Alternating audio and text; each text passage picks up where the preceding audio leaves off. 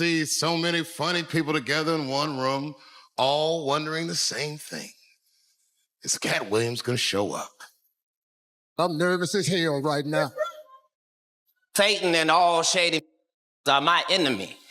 I don't run from the fight. I'm not scared of consequences, because if you're scared of consequences, then that means that breeds fear, and fear means you gonna stop.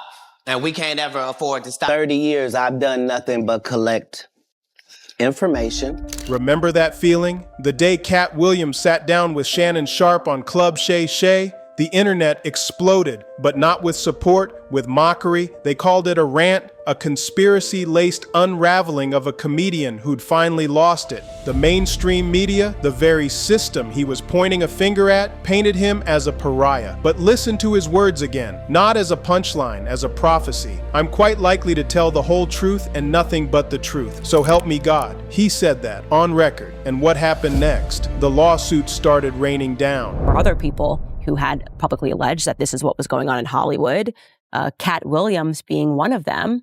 Take a listen to what he said to Shannon Sharpe on his podcast. And this is before the producer had dropped his lawsuit. Take a listen. I'm quite likely to tell the whole truth and nothing but the truth, so help me God. Katt Williams said it. The lawsuit started coming out right after he said it, and he said all would be exposed. And I should make it clear that in this lawsuit, the reason why Universal Music Group is being sued by Lil Rod is because he alleges that it's them that is sitting at the top of this ring. The federal investigations kicked into high gear. It was as if he'd uttered a secret password, and the vault of Hollywood's darkest secrets began to creak open. Now, fast forward to today, the landscape is littered with the very bombs he promised. Federal witnesses are naming names. Snoop Dogg, in sealed testimony. Kim Porter's real diary has allegedly leaked, filled with compromising photos and truths that were never meant to see the light of day. That crazy lawsuit from producer Lil Rod, it doesn't just target Diddy. It points a finger straight at the top, at Lucian Grainge, the chairman of Universal Music Group. The allegation? That Diddy isn't the kingpin, he's the enforcer, the thug and the gangster working on behalf of a powerful, shadowy network. This is the part where I need you to really think about this. The media had a choice. They could have chased this story, connected these dots. So essentially, Diddy is working for somebody else, and that person that he named in his lawsuit was Lucian Grainge. He heavily implied, and this is again an allegation, that Lucian Grainge was having some sort of a relationship with Diddy. So he is the person that controls Diddy, that Lucian Grainge was aware of these parties, that Universal Music Group was aware of these parties. Essentially, that Diddy is the thug and the gangster working on behalf of Lucian Grainge. That is the takeaway that you get when you read this lawsuit. So how odd that rather than the media being unbelievably interested, as I was, completely seized by this lawsuit, as I was, rather than them asking questions about Fahim, asking questions about Lucian Grainge, who's got a very interesting past, changed his name. I don't tend to trust men that change their last names, least of all 3 times, as his family has done. Rather than any of that, they started attacking me for reading the lawsuit, for putting together the clips. How dare you say that there's some sort of a... And ask the hard questions about Lucian Grainge and this alleged ring. Instead, what did they do? They attacked the people who were reading the lawsuit. They tried to shame us for paying attention. Why? As Candace Owens laid it bare, they recognize if you keep calling people a conspiracy theorist, people may shy away from the topic. But Katt Williams didn't shy away. For 30 years, while everyone else was chasing fame and fast money, what was he doing? 30 years, I've done nothing but collect information. Let that sink in. That's not a comedian's boast. That's the mission statement of an intelligence operative. He was quietly stockpiling Hollywood's dirtiest secrets. Recognize if you keep calling people a conspiracy theorist and you keep saying it's a conspiracy, that people may shy away from the topic. I don't suffer from that. I want to know what's going on, as should every single person in this country, because there should be no individual in the entire world that can beat a woman on camera and not face any charges. That is just an utter insanity. It begs the question as to what is actually going on in Hollywood. And I think the answer is that Hollywood has been being run by a gang. Building an arsenal of truth while the world laughed at him. He wasn't spiraling. He was building an arsenal of truth while the world laughed at him. He wasn't spiraling. He was gathering evidence. So where is that collected information now? It's not just in Katt's safe. It's crawling into federal files. It's being entered into evidence under the stark, unforgiving lights of a grand jury. This is where the story shifts from shocking to downright chilling. Meet Courtney Burgess, a name you probably didn't know until now. He just walked out of a federal grand jury room and testified under oath. His story? A friend gave him 11 flash drives that belonged to the late Kim Porter. Think about the significance of that. Kim Porter, Diddy's ex-girlfriend, the mother of his children, a woman who was inside the inner sanctum for over a decade. She wasn't just a partner. According to this testimony, she was an unwilling archivist. Was in possession of a trove of digital evidence from Diddy's freakoffs and parties.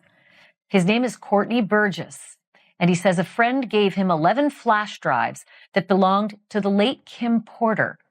And if you follow this story, you'll know that Kim Porter is Diddy's ex-girlfriend and the mother of 4 of his kids. On those drives, the witness says 8 videos featured 8 celebrities at Diddy freakoffs or parties, and that 6 were males, 2 were females. The drive also included a manuscript of an alleged Kim Porter memoir, a memoir that her 4 kids insist is fake. Courtney Burgess told his story on a podcast before he told the grand jury today, and after he told the grand jury, and I mean immediately after, he booked it over to my set, and he and his attorney talked to me. I should tell you that he was very limited in how much detail he could go into about his testimony. And because the 8 people in the videos, the 8 celebrities in the videos were allegedly victims of crimes, we know who they are, but we will not be naming them, famous or not. A woman who may have been silently documenting the madness, whether she wanted to or not. And what was on those drives? 8 videos featuring 8 celebrities at Diddy's freakoffs or parties. 6 were male, 2 were female. A manuscript of Kim Porter's alleged memoir. A memoir her own children insist is fake. Now pay close attention to the language used by the news anchors reporting this. They don't call it party footage. They call the people in those videos alleged victims of crimes. Prosecutors know who they are. Their names are being protected even though they're famous. That's how serious this is. This isn't gossip. This is a federal investigation into criminal activity. And it gets darker. Been confronted by so many law enforcement for the CDs, even my studio equipment was confiscated. So the feds came and got stuff? Yeah. Even I got a new phone. I had to get a new phone because they took the phone and did what they did. I wasn't going to use the same phone. So I just, it's not mine to keep. This is all I needed. And this raid. Someone said that when they did the raid, I'm on them tapes and there's multiple A-list celebrities running a train on me, including certain people that are presidential. No, we're not talking about, we're talking about Diddy. We're going to come back to that, LB. Stay with me. We don't go any further till we get the result. Man. Hey, but anyway, once I found that out, I've been living my life for the last 20 years not knowing that had even happened to me. And now because they found out that I know that I'm on them tapes with them doing that to me. These are people that have smiled in my face since then. I had no idea that. But if there's a certain way the tape is going to come out, and there's a certain way that it never will. Right after Burgess testified before the grand jury, federal agents raided him. They seized his devices, but he was smart. He had backups. The feds aren't treating him like a conspiracy nut. They're treating him like a key witness in an active major case. Then another witness comes forward with an even more harrowing claim. She says she's on those tapes seized from Diddy's homes by Homeland Security, and she's not alone. She says there are multiple A-list celebrities on them, and she had no idea it had even happened to her until the raids began. These are people that have smiled in my face since then, she said. Let that horror wash over you. The violation, the betrayal, the idea that your trauma was recorded, stored, and could be used as leverage, all while your assailants smiled to your face. This is the gang Candace Owens was talking about. This is the system of control. Now, one name keeps echoing through this entire saga. Snoop Dogg. He's not just a name in the Whisper Network anymore. He's in the alleged memoir. He's in the federal testimony. And to understand why his name is there, you have to look back at a moment that has haunted hip-hop for decades. The death of Tupac Shakur. And who better to take us there than a man with nothing left to lose? Suge Knight, speaking from behind bars. Suge was there. He was in the car when Tupac was shot. He lived it, and his account of what happened after the shooting is a masterclass in betrayal. Where was Snoop Dogg while Tupac was fighting for his life in that Las Vegas hospital? According to Suge, he was nowhere to be found. When he finally did show up at Suge's house, with Tupac's own mother present, he broke down. He was sobbing, throwing up, saying, "It's going to be all right." But think about that. It's going to be all right. Not, we're going to fight. Not, we're going to find who did this. It was the language of surrender, of a man who already knew the outcome. Suge's implication is chilling. Snoop had already made a deal. His guilt was so overwhelming he couldn't even face Pac while he was still breathing. Suge didn't stop there. He pulled back the curtain on the entire system. He stated plainly that this is about control, leverage, and private arrangements. He claimed that both Diddy and Snoop are gay, not as an insult, but as a fact of how this control mechanism works. Artists start as victims, and if they climb the ladder, they become part of the machine, repeating the cycle. Nobody's defending him, Suge said about Diddy. The silence from the very people who were once his constant companions is deafening. It's a coordinated scramble, a gang cleaning house. Now look at Snoop's response to the Diddy scandal. He didn't express concern, he didn't call for justice, he acted surprised. He used the moment to flex, to position himself as a better boss than the ones he used to be around. That's not the reaction of an innocent man. That's the calculated, virtue-signaling response of someone who needs you to "don't look at me." And then there's the strangest, most cryptic piece of this puzzle, the boiled egg test. Fans have pointed out Snoop's bizarre public obsession with boiled eggs. At first, it seems silly, but when you connect it to what prosecutors are investigating, initiation rituals and submission tests used to control artists, it takes on a sinister hue. Was this a coded signal, a public display of having passed some kind of loyalty test? The pieces are all there.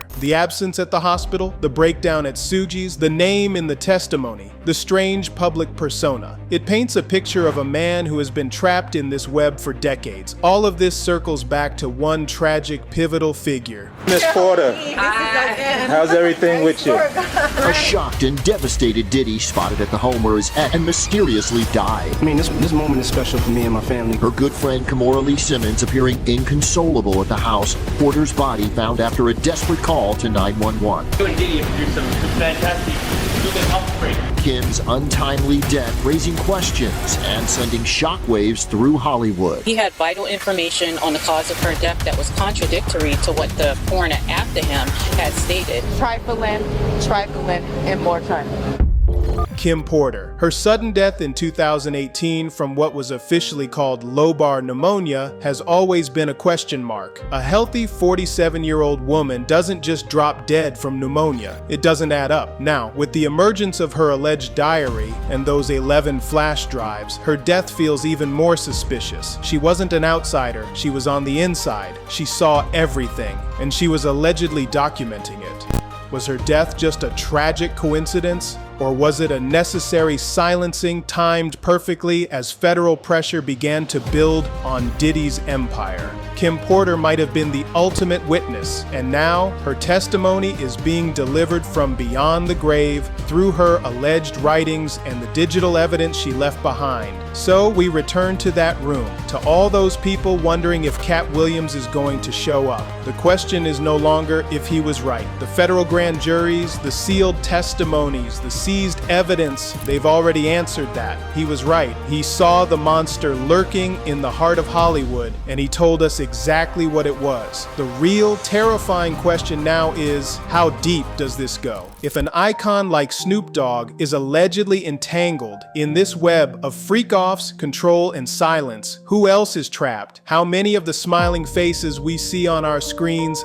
are living in fear of what Katt Williams has known for 30 years? How many are terrified of those tapes, those flash drives, that sealed testimony, finally seeing the light of day? Katt Williams wasn't just a comedian telling jokes. He was a prophet reading from the grand jury transcripts years before they even existed. He built the most dangerous weapon in Hollywood, the unfiltered truth backed by ironclad proof. The boardrooms in LA aren't laughing tonight. They're scrambling. They're lawyering up. They're trying to duck from the collapsing empire of Diddy and the powerful figures he allegedly worked for. But you can't duck from the truth forever. And the truth, collected for 30 long years, is finally here. The revolution will not be televised. It will be subpoenaed. All right, everyone, this is where I need you. The conversation doesn't end here. First, I want you to share your thoughts on this. Who do you think is the most powerful figure named in these lawsuits, and why? Sophia Richie's father-in-law, Lucian Grainge, who is the head of Universal Music Group, was named in one of Diddy's SA lawsuits. And according to this new blind item, he is being followed by the paparazzi because he is about to be named in a lot of other lawsuits. The foreign-born CEO of this record label group is being followed by Paps because they know he is going to be served in several other lawsuits. And again, this allegedly Lucian Grainge and Universal Music Group. Is it Lucian Grainge? Is it someone we haven't even heard of yet? The comments are where we piece this together. Second, what topic do you want the next deep dive to cover? The Lucian Grainge dossier? A breakdown of the Universal Music Group chairman's past, his name changes, and his alleged role at the top of this ring. The Kim Porter files. A deeper look into the contents of her alleged diary and the specific claims about the celebrities named within it. The Death Row Connection, a full expose on Suge Knight's claims, and the unsolved mysteries surrounding Tupac and Biggie. Let me know in the comments. The most requested topic wins. This story is only getting darker. Subscribe so you don't miss what happens when the next name drops. Until then, keep your eyes open and your mind sharp. The walls are closing in.